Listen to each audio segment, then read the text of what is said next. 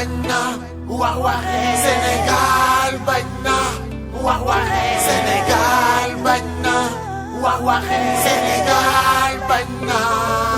Je n'entre pas dans le débat du reniement de la parole donnée.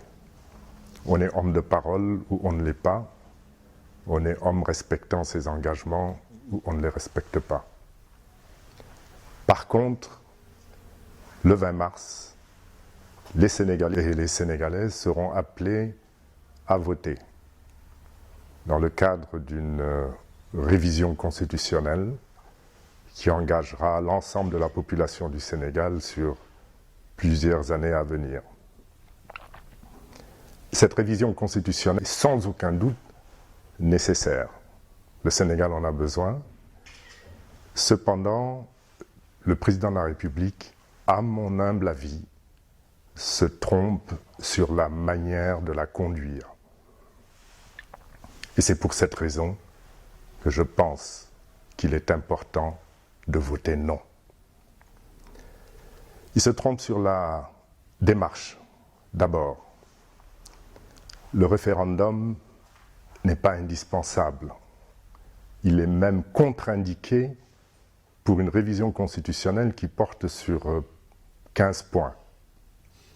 Un référendum, c'est en général une question simple à laquelle il faut répondre par un oui ou par un non.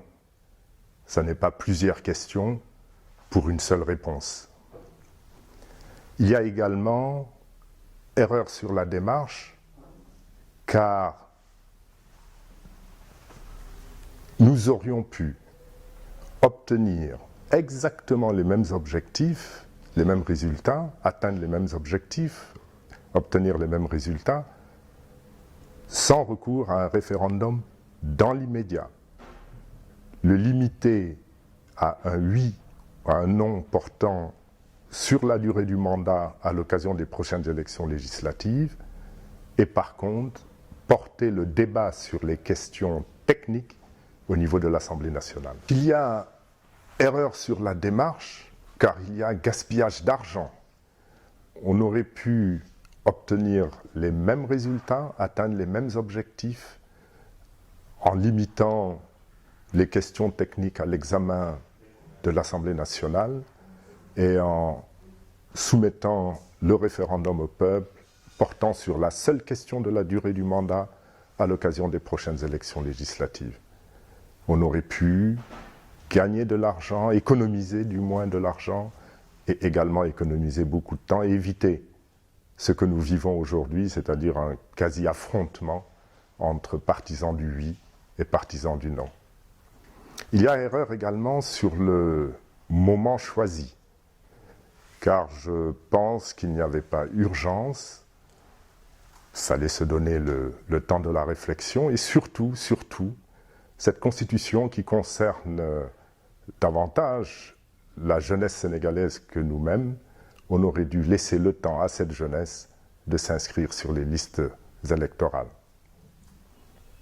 Il y a une autre raison qui appelle à voter non, c'est l'erreur sur le contenu de la réforme qui est proposée. En effet, elle contient, c'est vrai, il faut le reconnaître, des propositions intéressantes, mais il y a également des imprécisions.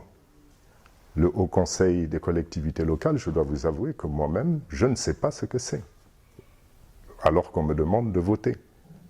Je dois également indiquer que cette réforme constitutionnelle aurait dû être, à mes yeux, une belle occasion, et ce ne sont que des exemples que je cite, aurait dû être une belle occasion d'organiser une véritable indépendance de la justice de notre pays. C'est pour l'ensemble de ces raisons que j'ai décidé de voter non le 20 mars. C'est pour l'ensemble de ces raisons que j'invite les Sénégalais et les Sénégalaises à refuser le boycott et l'abstention et à voter non. Nous votons non. Tey réforme am na lëndëm dangay naa xam dangaa gëlëm